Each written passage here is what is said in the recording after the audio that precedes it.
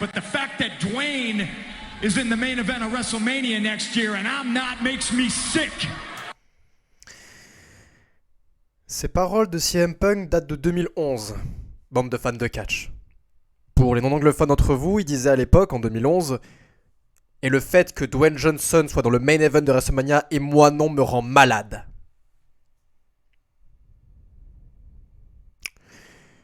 13 ans plus tard, ces paroles résonnent encore. Bonjour à tous, bande de fans de catch, ici Kozak, et aujourd'hui nous allons parler de SmackDown, l'épisode du 2 février 2024.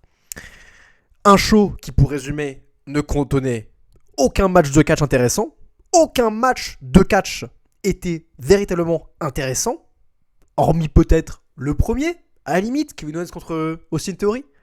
C'était un show qui était construit uniquement sur ses promos, ses segments, et encore une fois, pourquoi pas sur le papier? Parce que c'est ce que la WWE fait de mieux en weekly, ce sont ses segments, ses promos, l'avancée des histoires.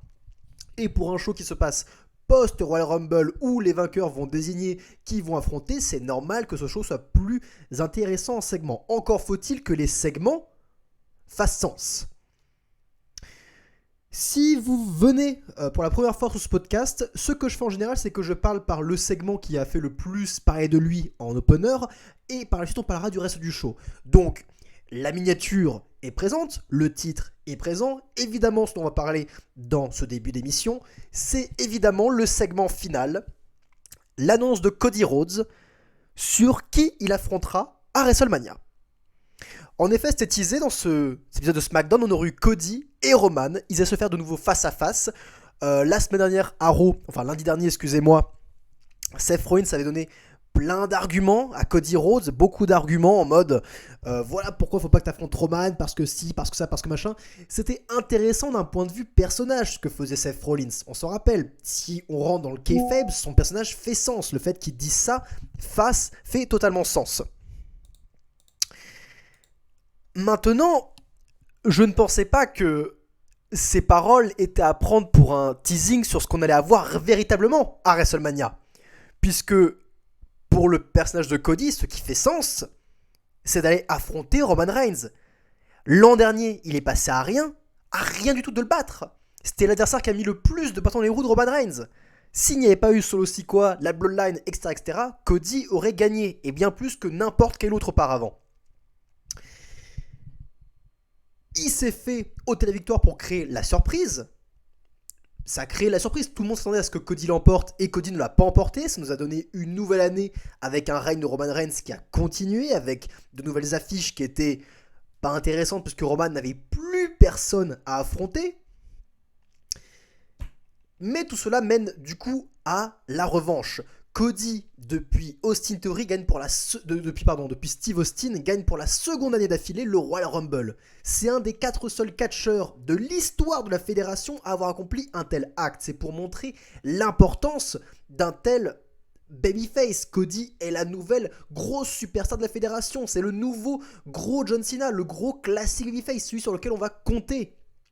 Certes, c'est un booking classique, mais c'est un booking extrêmement efficace et c'est comme ça que l'on construit une nouvelle star. La personne qui abattra Roman Reigns à WrestleMania, qui accomplira son histoire, ce sera Cody Rhodes. Tout faisait parfaitement sens.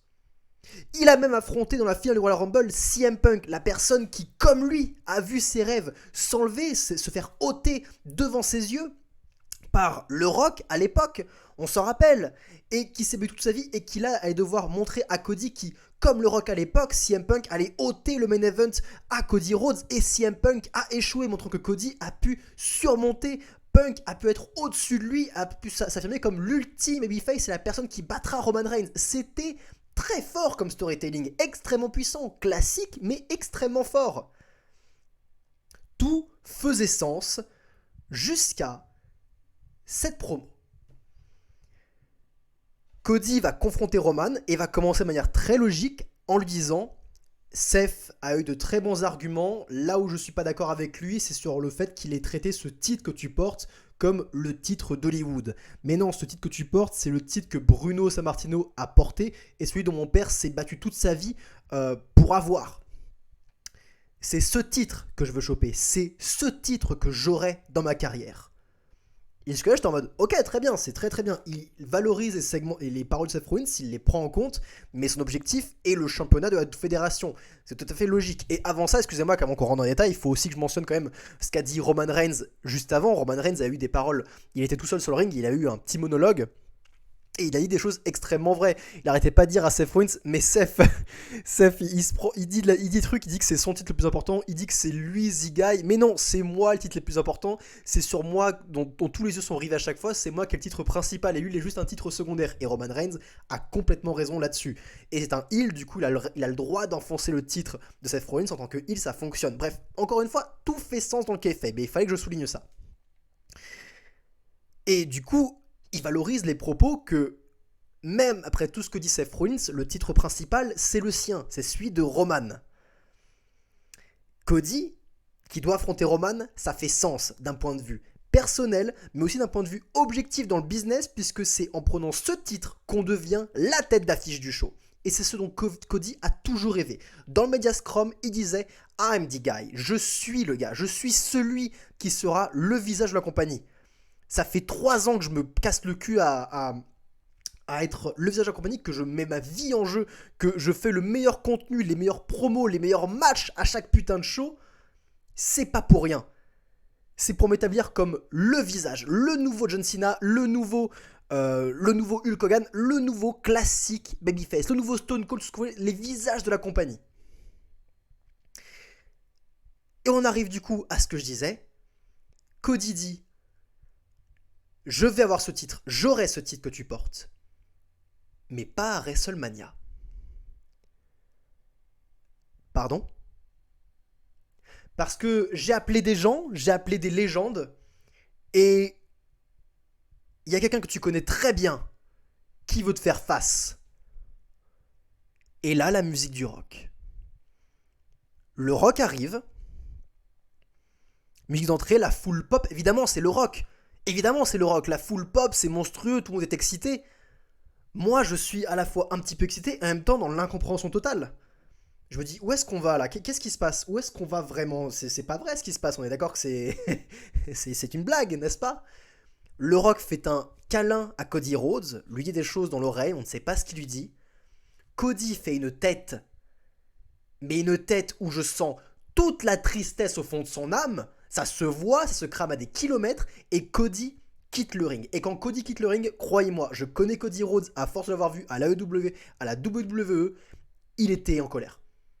Il était pissed off, comme on dit en anglais. Il était vraiment, vraiment en colère. Il avait les boules. Et il quitte le ring, et il se barre. Et il y a ce plan où le Rock regarde Cody s'éloigner, de dos, et on voit la forme de Cody s'évaporer dans le Titantron avec le gros nom marqué The Rock en énorme. Et Cody disparaît. Suite à ça, le Rock fait face au chef tribal, Roman Reigns. La foule chante This is awesome, parce qu'évidemment ils sont au stade, eux, et ils profitent de l'instant, eux, dans le stade. Et effectivement, en profitant du moment présent, ce qui se passe devant nos yeux est awesome. Enfin, le Rock face à Roman Reigns, évidemment c'est exceptionnel. Mais à quel prix ? Parce que le show se termine là-dessus. Les deux se font face à face, aucune parole échangée, il n'y a pas besoin là-dessus. Encore une fois, sur le papier, d'un point de vue simplement en termes de présentation, ce qui a été fait est génial. En présentation, en plastique, ça a été très bien exécuté, extrêmement bien exécuté. Les gens dans le stade vont rentrer heureux chez eux. Ils ont vu le Rock, ils ont vu le face-à-face, c'était un moment historique. Maintenant, parlons de ce que ça nous fait à nous, fans de catch, et même fans pas hardcore, fans casual, fans qui aiment Cody Rhodes et qui ont suivi sur depuis 2 ans, qui ont été investis dans l'histoire de Cody qui veut terminer son histoire. Il n'y a pas besoin d'être un fan hardcore de catch pour avoir adhéré et avoir pris de l'empathie pour Cody Rhodes et avoir été investi dans cette storyline. Beaucoup de gens l'ont été. Énormément de gens l'ont été.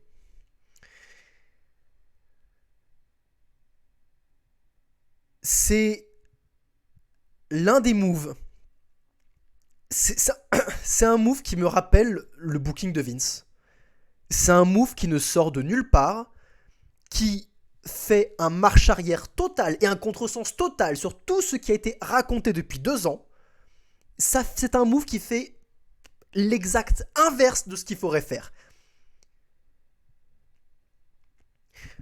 On avait tous eu peur quand le Rock a fait son retour et qu'il annonçait qu'il voulait affronter Roman Reigns, qu'il a fait ce petit teasing dans sa promo. On avait tous eu un petit peu peur à l'époque. Mais le Royal Rumble arrivait et voilà, on aurait vu ce que la fédération aurait fait au moment du Royal Rumble.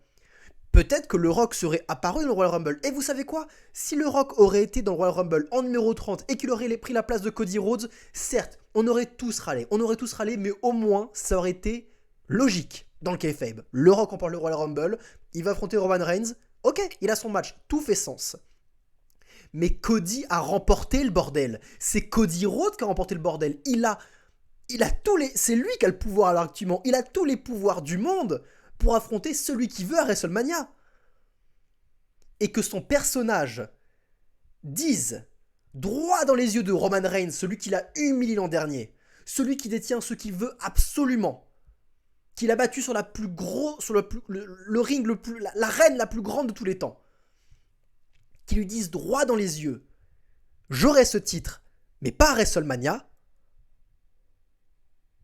Mais c'est un non-sens total de son personnage. Je ne comprends pas cette décision. Et qu'on soit bien d'accord, je comprends évidemment, il faut, à l'heure actuelle où le Rock fait son retour, qu'il fasse partie du côté créatif de TKO, qu'il ait beaucoup de pouvoir au sein de TKO et de la WWE, et on va en reparler de ça, évidemment. Cela fait sens après tout ça qu'on ait ce match Roman Reigns contre le Rock. Évidemment que le match doit arriver. Ce serait un non-sens total que le match n'arrive pas. Mais hey les copains, le Rock contre Roman, si le titre est en jeu, c'est hyper prévisible. Roman ne peut pas perdre face au Rock pour le titre. Ce n'est pas possible. Le Rock est un plus gros part-timer que Roman Reigns. Il est âgé, le Rock. Ce n'est pas à lui de prendre le titre à Roman Reigns. Ça ne fait pas de sens. Ce qui est imprévisible, en revanche, c'est une affiche Roman Reigns contre le Rock dans un match simple, sans enjeu. Peut-être que l'enjeu, c'est qui sera le chef de la tribu. Là, c'est imprévisible. Et là, le match est intéressant. Et vous savez quoi, ce match, on pourrait l'avoir à SummerSlam. Moi, je ne suis pas contre que le Rock fasse partie de WrestleMania. Putain, que le Rock soit l'arbitre spécial à WrestleMania dans le match entre Cody Rhodes et Roman Reigns, je ne suis pas contre, je trouverais ça même normal. Si Roman continue à faire ses conneries, à utiliser la Bloodline, ça pourrait énerver le Rock qui dit à Roman Reigns et à Cody Rhodes, tu sais quoi Roman, je serai l'arbitre spécial pour m'assurer que tout se passe dans le ring et que ce soit un match équitable. Ce qui entraînera la victoire de Cody dans un match équitable, sans interférence, sans aide du Rock non plus. Le Rock ne va pas aider Cody Rhodes. Le Rock va juste faire en sorte que le match soit équitable. Cody l'emporte, Roman a une bonne raison d'en vouloir au Rock, et on a ce match Blockbuster X qu'on va hyper au fur et à mesure à SummerSlam, dans le main event, et tout le monde est content. Et c'est une affiche de dingue, le Rock contre Roman Reigns. Évidemment que c'est une affiche de dingue, mais elle doit pas avoir lieu à WrestleMania, alors que ça fait 2 ans, non ça fait 1 an entier depuis la défaite de Cody Rhodes, que tu builds la revanche de Cody. Putain, après que Roman ait battu Cody, Cody a affronté Brock Lesnar dans une trilogie et a vaincu Brock Lesnar. C'était pas n'importe quel pecno pour qu'il reprenne un peu de poil de la bête, Cody Rhodes. C'était Brock Lesnar. C'était pour montrer que, oui, il avait été volé à WrestleMania parce qu'il est capable de vaincre la bête. Il est capable de vaincre Brock Lesnar, le plus gros adversaire de Roman Reigns. Ce booking-là, il servait pour ça. Ça servait pour ça, Cody contre Brock Lesnar. Ça servait pour que Cody reprenne du poil de la bête, qui se remette dans le devant de la scène, qui batte CM Punk, qui fait son grand retour et que tout le monde pensait que CM Punk allait remporter le bordel. Il gagne le Royal Rumble, il bat CM Punk dans le main event. Non mais tout a été fait pour arriver là. C'est quoi ça? Qu'est-ce qui se passe là? C'est une décision intégralement politique. Et je suis persuadé, et j'ai vu une petite news passer par là, mais encore une fois, à prendre avec des pincettes, mais pour le coup, je suis persuadé que le Rock a fait pression, a utilisé son pouvoir pour choper le main event de WrestleMania. J'en suis persuadé. Quand je vois la tête de Cody, La tête de Cody, c'est la tête de quelqu'un qui vient de se faire voler. C'est la tête de quelqu'un qui vient de se faire voler. Je ne peux avoir que de l'empathie pour lui. Je suis désolé pour lui. Ça me fait penser... la veille, avant de mater SmackDown, j'avais maté un vlog qui revenait sur tout le parcours de CM Punk jusqu'au Royal Rumble et aussi post-Royal Rumble, et on le voyait faire un câlin à Cody Rhodes en larmes après avoir annoncé qu'il s'était déchiré le triceps, et disait à Cody en larmes avec un gros câlin: finis ton histoire, bro, finis ton histoire.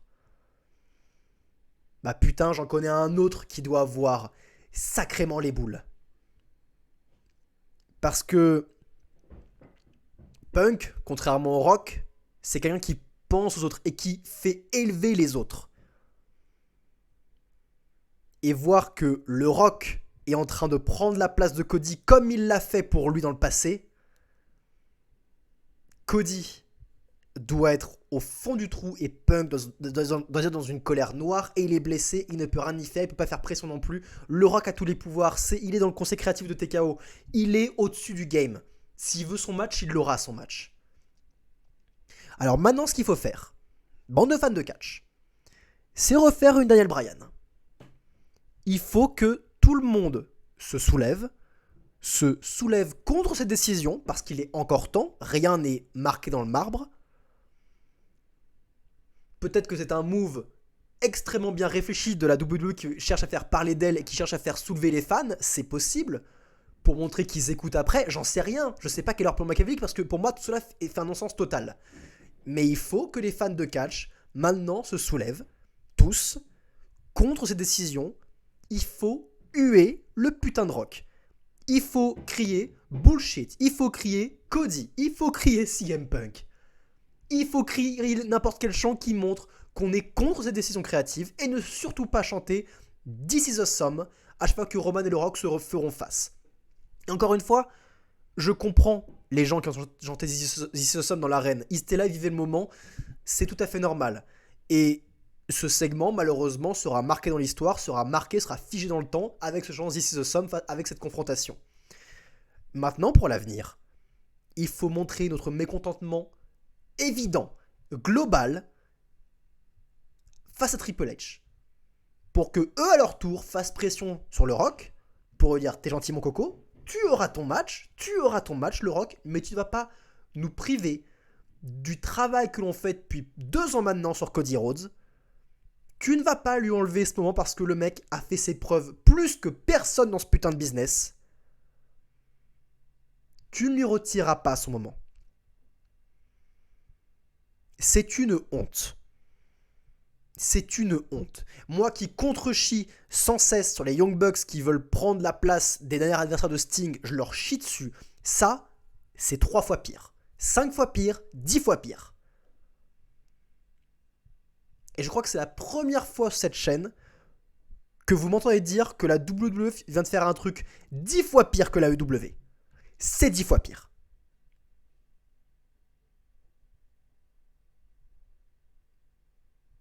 C'est un scandale politique, créatif, tout ce que vous voulez. Et je pense sincèrement que la WWE n'a pas besoin de se mettre d'autres scandales sur le cul. À l'heure actuelle.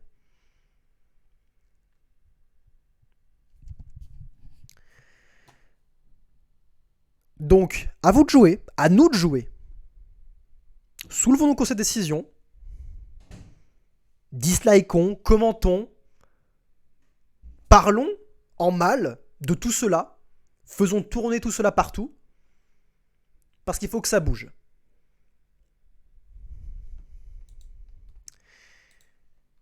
Le reste du show, parce qu'il y a un show avec tout ça. Hein. Comme j'ai dit pour le reste du show, c'était un show, il n'y a pas vraiment une match de catch, il y a eu beaucoup de segments. Et le show s'est très bien ouvert. Il s'est ouvert avec Logan Paul qui a ouvert le show et Kevin Owens qui est venu le confronter. Les deux sont rentrés dedans en mode: tu m'as battu, tu m'as pas battu vraiment, je me suis fait avoir avec le point américain, etc. etc. C'est une confrontation tout à fait classique et la rivalité continue, et je suis content qu'elle continue parce que Logan Paul est d'un naturel sans précédent et il est extrêmement doué dans cette position de heel. Kevin Owens est un bon adversaire pour Logan Paul, j'ai envie de voir la revanche, j'ai envie de la voir, ça peut être intéressant, j'ai adoré leur dernier match au Royal Rumble. Donc une bonne promo, et puis Logan Paul va se mettre au commentaire, il va commenter le match entre Kevin Owens et Austin Theory, à faire des gueules pas possibles. Kevin Owens va finir par remporter la victoire face à Austin Theory. C'est la bonne décision, la rivalité continue, je suis content, mais je ne peux pas être si content que ça parce que ce putain de main event m'a pris toute ma joie en fait, l'a aspiré. Et vous allez voir que dans le reste du show, il y a eu des bonnes décisions aussi, vous allez voir. Avant de parler des matchs qui servaient à rien, on a eu Bayley qui a fait sa décision pour WrestleMania. Et Bayley était en mode sur le ring, elle disait bah voilà, je vais peut-être affronter Rhea Ripley, etc. Et pendant qu'elle parle, bon, c'était un peu grossier, mais le damage control derrière, Io Sky, Asuka et le pirate, j'ai encore oublié son nom. Kairi Sane, je m'en suis rappelé. Et le pirate Kairi Sane sont en train de se foutre de sa gueule et rigoler derrière elle quand elle dit que le damage control c'est une famille, etc.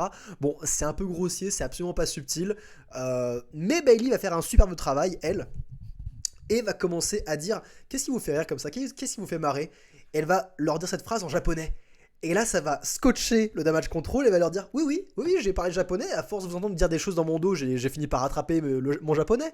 Et j'en ai ras le cul, vous parlez dans mon dos. Et vous savez quoi, ça va influencer ma décision. Et vous me cassez les couilles. Qu'est-ce qui se passe, Yo? Depuis que tu t'es allié avec Asuka et Kairi Sane, t'as changé, t'es plus la même. Et là, il y a Asuka et Kairi Sane qui vont se mettre à agresser Bayley. Donc c'est excellent, c'est excitant. Enfin, on a la fissure dans le damage control qui arrive au moment de l'annonce de Bayley. Ça tombe à pic. Et Bayley avait prévu le coup, elle avait 3 coups d'avance, elle avait placé une sorte de petit cylindre, une sorte de batte dans le coin du ring. Elle va s'en servir pour agresser Asuka et Kairi Sane qui vont prendre la fuite. Et Io va aussi prendre la fuite, elle va dire à Io, d'ailleurs Io, pour mon annonce, c'est toi que j'affronte à WrestleMania. Et ça fait sens, et c'est génial, et c'était un test ultime de la part de Bayley qui a montré quel point était en avance sur le damage control. Et bah bien sûr c'était la bonne décision puisque Bayley devait affronter Io Sky et non Rhea Ripley. Le match contre Rhea Ripley certes est intéressant mais il est extrêmement prévisible et Bayley n'a aucune chance de battre Rhea Ripley. Alors que Bayley contre Io Sky, il y a tout l'historique qui est là, ça va être intéressant. Bref, un bon match de catch à l'horizon, c'est sûr et certain. Et pour le reste, si un autre truc intéressant, on a eu un segment en coulisses où Bron Breakker est en train de voir le contrat que lui proposait Nick Aldis et Adam Pearce arrivait. Et j'aime bien ce qui se passe avec les general managers, ça ils le font bien à WWE. Et je trouve que Adam Pearce et Nick Aldis, depuis que Nick Aldis est arrivé à la WWE, le côté general manager a repris beaucoup d'importance et le côté autorité du show a repris beaucoup d'importance. Et même Adam Pearce a repris beaucoup d'importance, est devenu plus intéressant. La rivalité entre Nick Aldis et Adam Pearce, elle est super intéressante. Et les deux se battent pour signer n'importe quel talent. Et évidemment, comme Bron Breakker arrive et qu'il a fait une impression aussi bonne au Royal Rumble, et bah évidemment, les deux General Managers vont se battre pour signer Bron Breakker. Mais c'est pas le seul qui veulent se battre, parce que aussi Jet Cargill qu'on va voir arriver en coulisses, et on sent aussi que les deux General Managers vont se battre pour signer Jet Cargill. Bref, c'est bien, ça rajoute un peu de marbre à la WWE, ça rajoute un peu de grain au personnage des general managers et c'est important ceci, c'est important d'avoir une figure d'autorité dans laquelle on peut s'investir en tant que fan de catch. Donc là-dessus j'ai rien à dire et pour le reste du show, bah rien, c'était un petit peu du remplissage. On a eu les débuts de Tiffany Stratton qui a montré de belles choses sur le ring face à Michin. Elle a battu Michin, évidemment c'est la bonne décision, on verra ce qu'ils vont faire avec Tiffany Stratton. J'attends de voir ce qu'elle vaut en promo parce que quand je vois son personnage, la bimbo comme ça, hyper plastifiée et tout, je suis pas extrêmement fan. Évidemment, c'est une heel, c'est ce qu'il faut au vu de sa plastique. On a beaucoup de mal je pense qu'on va avoir beaucoup de mal à acclamer un passage comme ça. Je verrai ce qu'elle donne en promo et là, je verrai à quel point je m'investis en elle. Parce que pour l'instant, bon, sympa, mais je ne sais pas si je vois la star en elle. Je ne suis pas sûr. Et pour le reste, on a eu un match Fatal 4-Way pour les Tag Team Contender match. Donc c'est Tyler Bate et Pete Dunne qui ont battu tout le monde. Donc c'est eux qui seront les number one contenders pour les titres du Judgment Day. C'est bien parce que Pete Dunne et Tyler Bate sont une nouvelle équipe et qui sont prometteurs. Donc pourquoi pas, ça peut être très sympa. Le match était aux F, c'était un Fatal 4-Way par équipe. Il y avait trop de bras dans le ring, j'ai pas vraiment regardé. Et on a eu Bobby Lashley et Street Profits contre le Final Testament, la faction de Karrion Kross, qui personne n'en a rien à péter de cette faction. Et il y a même pas eu de match, ils se sont agressés au début. Bon, elle continue cette rivalité secondaire, mais je vois aucun intérêt au Final Testament. Je vois beaucoup plus d'intérêt en Bobby Lashley et les Street Profits qu'au Final Testament. Donc j'espère que Bobby et les Street Profits vont l'emporter. Et désolé pour Karrion Kross, mais le mec il sert plus à rien quoi.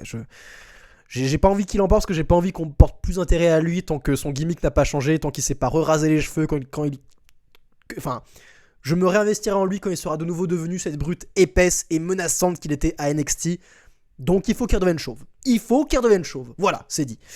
Et c'est tout pour SmackDown. Donc, malheureusement, ce SmackDown restera marqué dans les annales parce qu'il a eu un segment qui va faire parler de lui, qui va renverser le net. Mais j'espère que les gens seront là pour critiquer à quel point ce segment est une catastrophe créative. Et que certes, c'est un match blockbusteresque, Roman contre le Rock. Évidemment, c'est une tête d'affiche, c'est un climax exceptionnel que tout le monde, depuis le début du règne de Roman Reigns, attend ce match face au Rock. Tout le monde attend ce putain de match face au Rock. Mais les années sont passées, et Cody Rhodes est arrivé. Et maintenant, les gens veulent voir Cody Rhodes battre Roman, parce que c'est la personne qui doit le battre. Parce qu'il nous a mis tellement d'émotions, tellement de vie dans ce combat, qu'on veut le voir gagner. On veut le voir gagner, et il doit gagner. Pour le bien de la compagnie, parce qu'il a les épaules assez larges et carrées pour tenir la compagnie. Il peut le faire. Putain, il est même capable de mieux gérer la situation du scandale de Vince McMahon au Mediascrum que Triple H. Il est capable de donner des meilleures réponses. Ce mec, c'est le visage idéal d'une compagnie. Il est pro, charismatique, exceptionnel dans un ring, exceptionnel en promo. Il a tout. Il a tout, ce mec.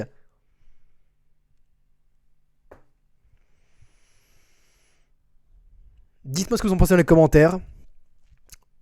Je pense que nous, fans de catch, allons devoir être réactifs. Si c'est un plan de la WWE depuis le début, si c'est un plan pour faire parler d'elle et pour bouger les fans, etc., encore une fois, masterclass.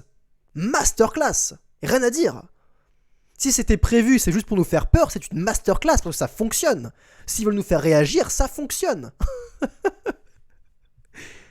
Si c'est pas le cas, et bah préparez à sortir les flingues, les fourches, tout ça. Bref. C'était Kozak. Prenez soin de vous, bande de fans de catch.